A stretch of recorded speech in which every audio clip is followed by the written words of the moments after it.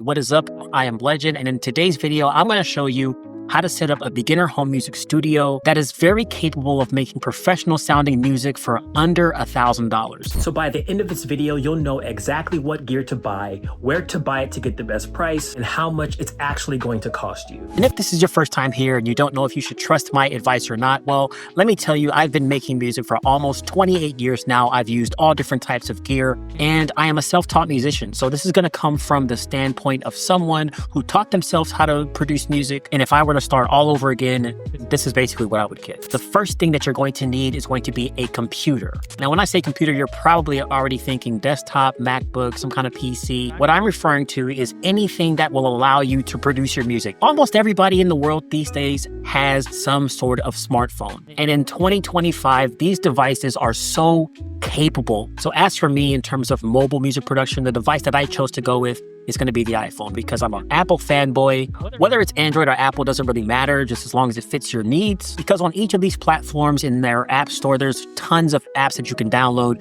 to start producing and recording music. My personal recommendation, of course, because I'm biased, is going to be the iPhone because this already comes with free music production software called GarageBand.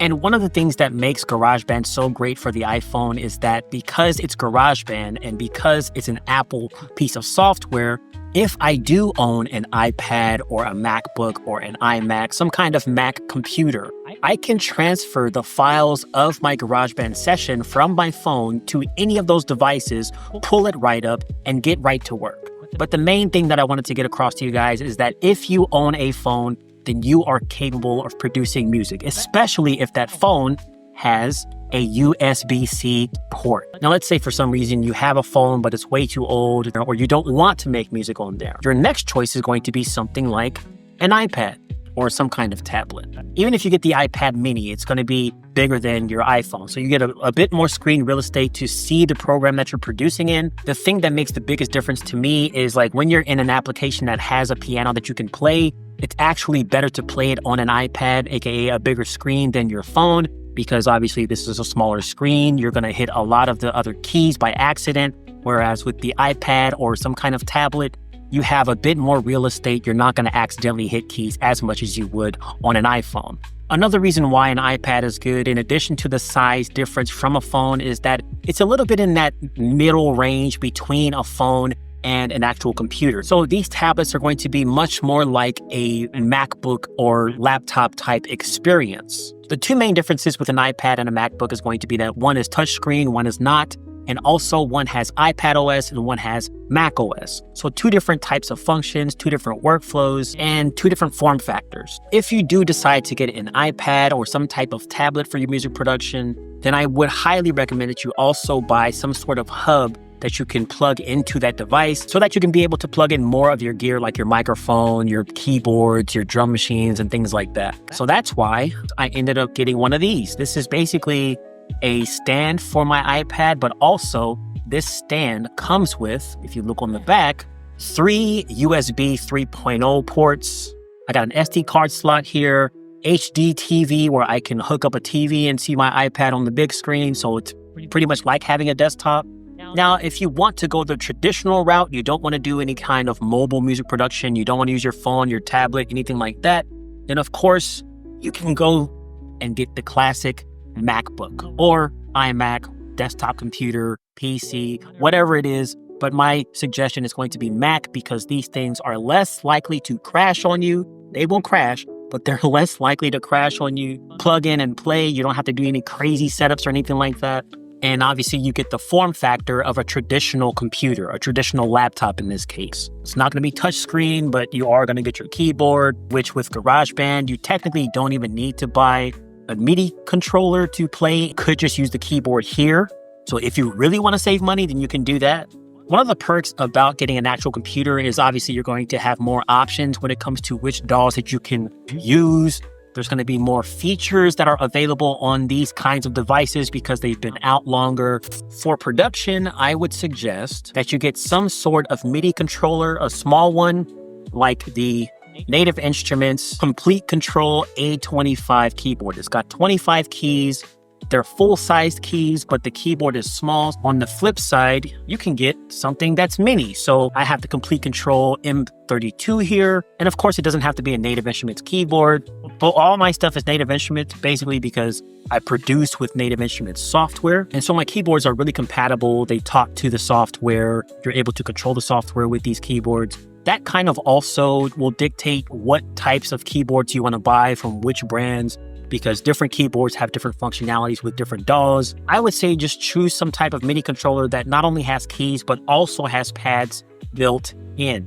That way you're getting the best of both worlds, and you're only paying probably like $150, but that way you'll get to play the keys if you want to, and also drum a little bit on the pads if that's more of your style. The audio interface is going to be something that allows you to plug in different music peripherals into your computer. So microphones, keyboards, guitars. It's supposed to capture the sound of your analog equipment, turn it into a digital signal, and then print it into your DAW, whatever DAW you're working in. There are a ton of choices in which audio interfaces that you can get that are specially made for beginners, like this Audient Evo 4, which I made a video on. But I would say when you're looking for an audio interface as a beginner, you want something that's going to be feature rich in terms of helping you dial in your sound, like the Lewitt Connect 2, where basically that has loopback, that has auto gain setting, and also it comes with its own software that will clean up the audio of your microphone. So it's great to have, you know, those expensive audio interfaces like this Duet 3, which is like almost $700. Great quality,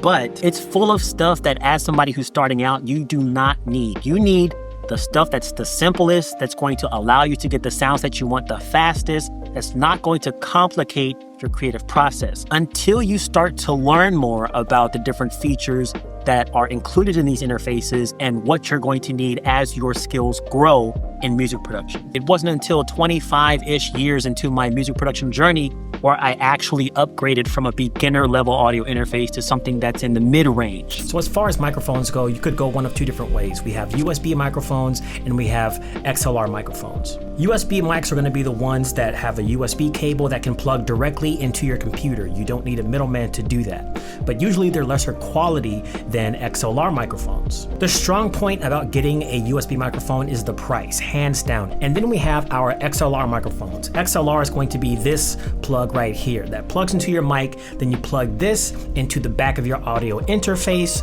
And then from the audio interface, you plug that USB into your computer. So just a few more steps compared to a USB microphone, but you're gonna get usually better quality. So in terms of what you can get, I'm gonna go ahead and recommend this Fiffin microphone right here. Even though I haven't tried this one, the one that I reviewed was a $30 microphone and I thought the quality was really good. That was about 4 or 5 years ago. So I would imagine the technology has only gotten better. If you wanna go ahead and skip USB microphones altogether and get something that is a little bit more beefy, but you know, still on the lower end side for beginners, then you can go with something like the Audio Technica AT-M50x, which is gonna run you about $100. And of course, there's a few different like combinations of these mics that you can get. Some of them come with these table stands, some come with these boom arms, which I prefer the boom arm because it's just really cool to move this thing around. Lastly, you are going to need a pair of headphones because one thing you do not want to do is try and produce music from your laptop speakers, from your computer speakers, whatever speakers you have, unless they're studio monitors. One of the most recommended pair of headphones that are good for all-around use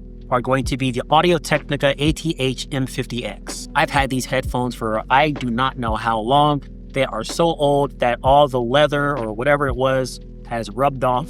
And also, I've had to use tape to keep this thing from falling off. So these headphones are going to be really good for recording and for mixing and mastering because they are great flat response headphones. I think that's how you would say that. Now, as far as full setups go and what I'm going to recommend for you guys, if you want to go for the mobile setup that is to produce on your phone or an iPad, I would say you go with this setup right here. So we have the Audient Evo 4 recording bundle, which comes with the Evo 4 audio interface. It comes with an Evo microphone and also some Evo headphones. And you can't really beat this price. $219 for all three of these.